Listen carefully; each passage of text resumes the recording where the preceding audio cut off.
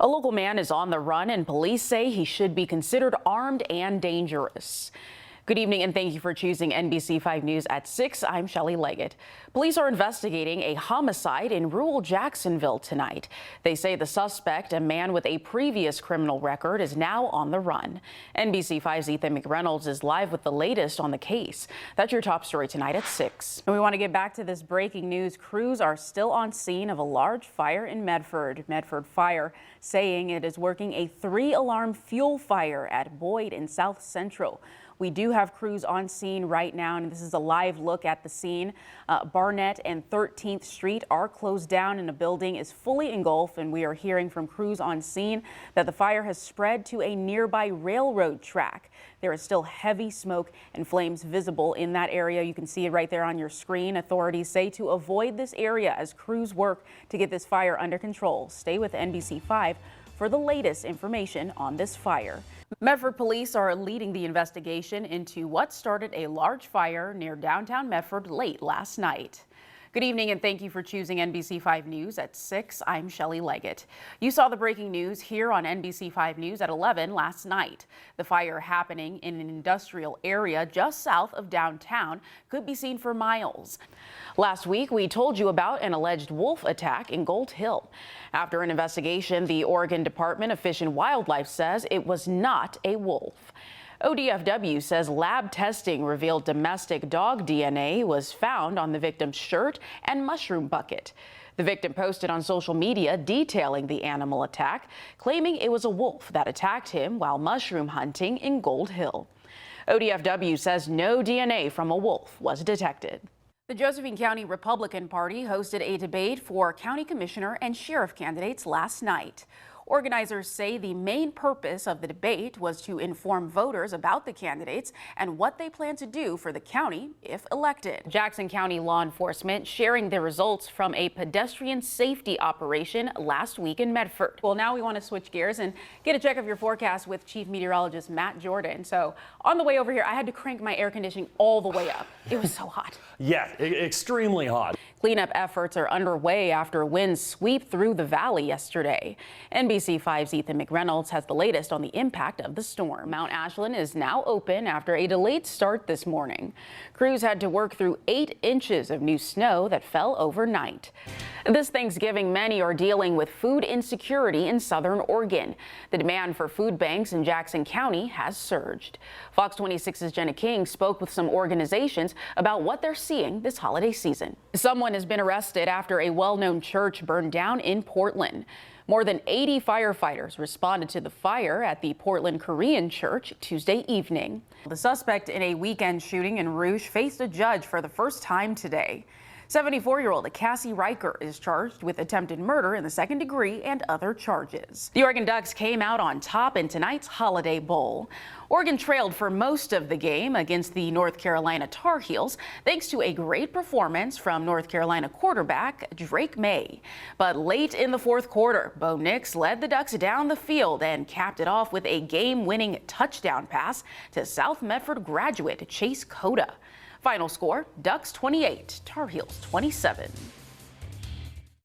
All right, get this. A Portland-based burger joint called Killer Burger is headed to Medford. The company announced its first location south of Eugene today. It will be located at the Northgate Marketplace off Ross Anley Drive at the old Chipotle location. All right, Killer Burger says it's known for its award-winning burgers, including its famous peanut butter pickle bacon burger. That's a combo. It says the Medford location will open in the coming months. Now, I like all of those separately. I don't know about together, salty though. To me. The Federal Trade Commission is issuing a warning about scammers possibly using the recent news about student loan forgiveness as bait. Here's some tips from the Better Business Bureau on how to protect yourself. Unsolicited calls, texts, emails, and fraudulent websites. It's how scammers will likely use the latest news about student loan forgiveness to bait new victims. Scammers will promise fast forgiveness, whether it is additional benefits, faster benefits, erasing your student debt. All of those are empty promises that will lead to an empty pocketbook. The Better Business Bureau is bracing for a spike in calls and reports after the Federal Trade Commission issued a consumer alert about potential scams involving student loans. Last Wednesday, President Joe Biden announced a plan to address student loan debt, including debt forgiveness for certain borrowers. The BBB says scammers may use the news to attempt to defraud borrowers looking for eligible information. Important to know that the government is not allowed to call you about your student loan unless you've given permission. The Better Business Bureau has these tips to protect yourself. First, understand that these government programs are free to sign up for and that anyone offering you help for a fee is a red flag. Number 2, know the ins and outs of your student loan. Know the terms and don't fall for it if a scammer promises you benefits the government or your loan provider hasn't already offered you. Number 3, do your research. Look up the lender or company reaching out to you to find out if there's a scam artist on the other end of the line. Number 4, look twice before you click. The BBB says some imposters often create look-alike government websites, so pay attention to the URL. And finally, protect your personal data. Do not give out your social security number, federal student aid ID, or any other personal information. Anna Cole's son, Eric, is a sergeant in the Army deployed in Afghanistan. He told me that most of his soldiers don't get any mail at all.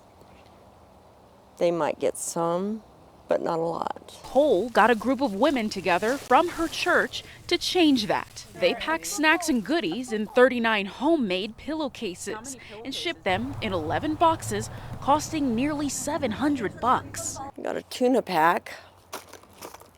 You got a football. Got some ramen noodles. But they never made it to the troops. They're on their way. It says they'll be there in the next 2 or 3 days. And then they showed up on my front porch this morning. The label says there were weapons in these boxes, and they're referring to toy Nerf guns. When I got them back, it says they are weapons. A Nerf gun's a weapon?